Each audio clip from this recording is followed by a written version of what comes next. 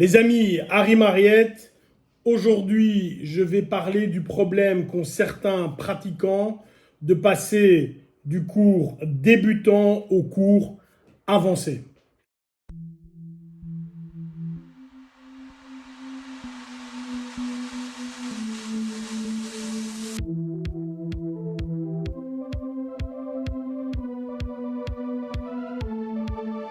Voilà, dans la structure que j'ai un instructeur pour les cours débutants et je donne cours moi-même aux cours avancés et aux instructeurs. Tout d'abord, je tiens à préciser que tous les instructeurs qui travaillent avec moi, et c'est pas parce que c'est avec moi, mais c'est la vérité, je le pense réellement, sont simplement excellents. Je n'ai pas la prétention sur les matières qu'ils donnent d'être meilleur qu'eux.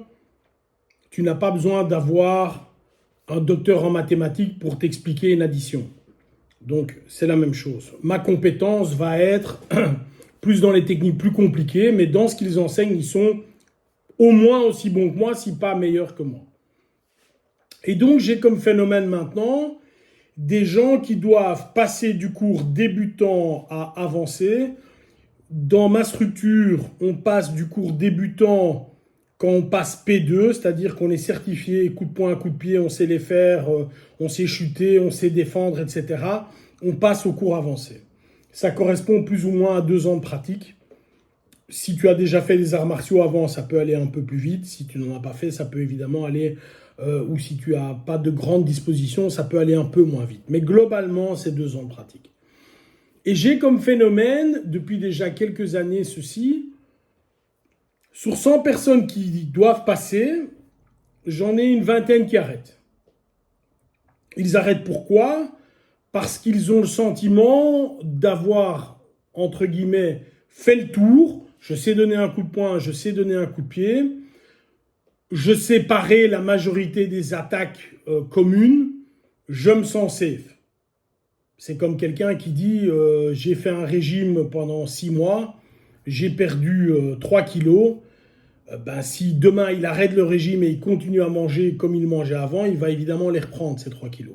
C'est la même chose ici, c'est un raisonnement un peu stupide, mais c'est le raisonnement que certains ont. Et j'ai un autre phénomène qui est aussi 20-25% de gens qui viennent au cours avancé mais veulent continuer au cours débutant. Et la raison est la suivante, c'est qu'évidemment, lorsque tu viens au cours avancé, alors qu'au cours débutant, eh bien, avec les années, tu as pris un peu de carrure, tu es devenu, je ne vais pas dire le plus fort de la bande, mais dans les plus forts. Là, tu te retrouves au cours avancé, où à chaque cours avancé que je donne, j'ai plusieurs instructeurs qui le suivent, donc tu es un petit pousset. Et donc tu te retrouves de là où tu étais entre guillemets le plus fort à là où tu es entre guillemets le plus faible. Sans compter que le rythme d'enseignement et les demandes sont vraiment plus élevés. Je ne traîne pas, techniquement c'est plus difficile, physiquement c'est plus dur, en termes de combat, bref, c'est plus compliqué.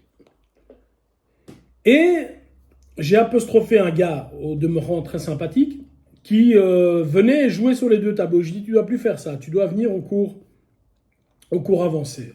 Et il me dit, oui, mais lorsque je vais au cours débutant, je me retrouve encore à apprendre des choses. Alors, évidemment, et je vais faire un parallèle que vous allez comprendre.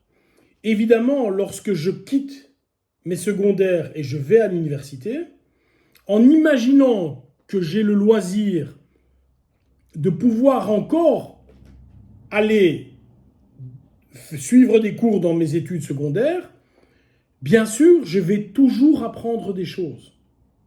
Mais mon rythme d'apprentissage va être plus cool, plus réglé, plus dans un couloir.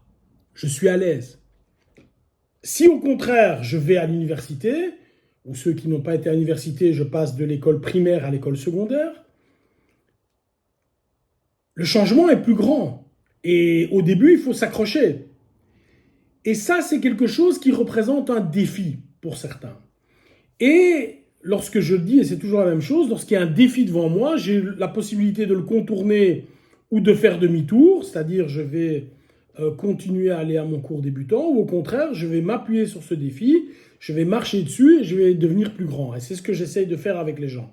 Donc ici, je lui disais ceci, bien sûr, à chaque cours débutant que tu vas aller, tu vas apprendre quelque chose. Mais ta marge d'apprentissage va être comme ça.